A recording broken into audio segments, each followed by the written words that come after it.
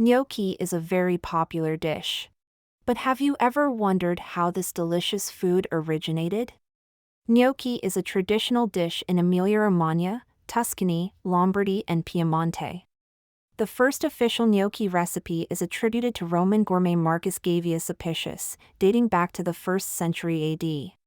The most famous potato gnocchi we know today date back to the 16th century, after Spanish explorers brought potatoes from South America and introduced them to Italy.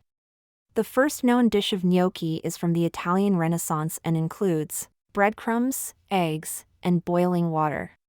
The first known use of the term gnocchi in Italian is found in a letter written by Giovanni Arrigo, on October 26, 1609, to his friend Domenico Cibo. In his letter, Arrigo writes that the nuns from Santa Marta will bring some rounds of bread dough which they are making into gnocchi with their own hands. In 1814, there is a mention of German gnocchi, made with flour, eggs, butter and nutmeg, which would become the most common. This recipe appears in some publications until 1848, when the need for a gluten-free version creates this recipe. The water gnocchi recipe is found in the 1700s, which is similar to the pasta recipe. On the other hand, the traditional Italian gnocchi is still mainly made from a mixture of flour created from water and eggs.